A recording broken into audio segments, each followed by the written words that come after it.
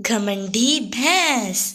پیارے بچوں، ایک دفعہ کا ذکر ہے کہ ایک جنگل میں ایک گھمنڈی اور لالچی بھینس رہتی تھی۔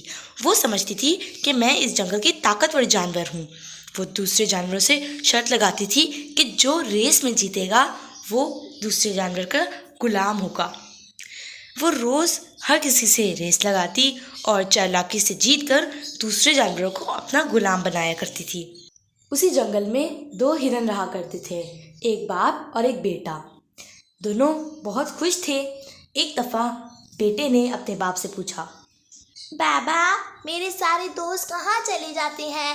میرا جو خرگوش دوست تھا نا، وہ نہیں مل رہا، وہ کہاں ہوگا؟ آپ بتائیں نا میرے کو، کہاں ہے وہ؟ باپ نر بولا، بیٹا، جو بھینس ہے وہ اس کو بندی بنا لیتی ہے، وہ ان سے ریس لگواتی ہے، چالاکی سے جیت جاتی ہے اور ان کو اپنا غلام بنا لیتی ہے۔ ہمیں ان کی مدد کرنی چاہیے۔ میرے پاس ایک ترکیب ہے، ہم اس پہ کام کرتے ہیں۔ میں ریس لگا کے دیکھتا ہوں بھینس سے۔ دوسرے ہی دن وہ اس بھینس کے پاس چلا گیا اور اسے کہا کہ میں تمہارے ساتھ ریس لگاؤں گا اور اگر میں جیت گیا تو تم سارے جانوروں کو غلامی سے آزاد کر دو گے۔ دوسرے دن ریس شروع ہو گئی۔ ریس شروع ہوئی تو بھینس سب سے آگے چلی گئی، مطلب ہرن سے آگے چلی گئی۔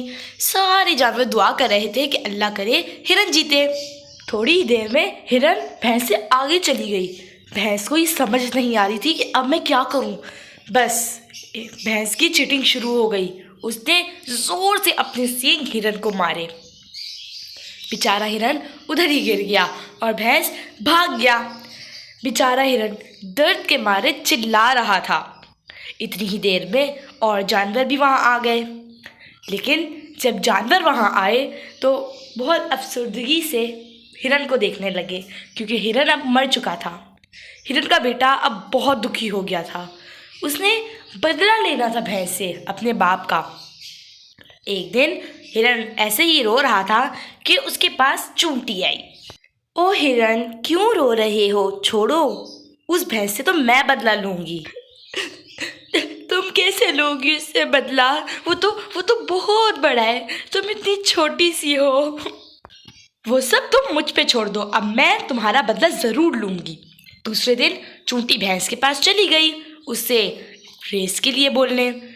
دیکھو، میں تم سے ریس لگا رہی ہوں، دیکھنا میں ہی جیتوں گی۔ بھینس یہ سوچ رہا تھا کہ چھوٹی سی چونٹی ہے، میں تو اس کو 1 منٹ میں ہرا دوں گا۔ اب چونٹی تو تھوڑی چالاکی کی، وہ ایک پتے کے اوپر چڑھ گئی اور ریس شروع ہونے کے لیے ہاتھی اپنی سونڈ سے زور سے آواز نکالتا ہے۔ یہ اس نے دوبارہ کیا۔ جب ہاتھی نے ریس شروع کروائی تو اس کی ہوا سے پتا اڑا، چونٹی اڑی اور آخر تک پہنچ گئی۔ بھینس بیچارہ، وہ بھاگ رہا تھا اور وہ یہ سمجھ رہا تھا کہ میں ہی جیتوں گا، لیکن جب وہ آخر تک پہنچا تو اس نے دیکھا کہ چونٹی جیت چکی ہے۔ اس کو بہت غصہ آیا، وہ دوڑتے ہوئے بھاگا، لیکن اس کی قدموں کی ہوا سے چونٹی اڑ کر جھاڑیوں میں چلی گئی اور بھینس سامنے ایک درخت میں اس کے سینگ اڑ گئے۔ اب بیچارہ چیختے چیختے وہیں مر گیا اور ہرن کا بدلہ پورا ہو گیا۔ سب بہت خوش ہوئے تھے۔ سب جانوروں کو بھینس سے چھٹکارا مل گیا تھا اور جو غلام بن چکے تھے وہ بھی آزاد ہو گئے تھے۔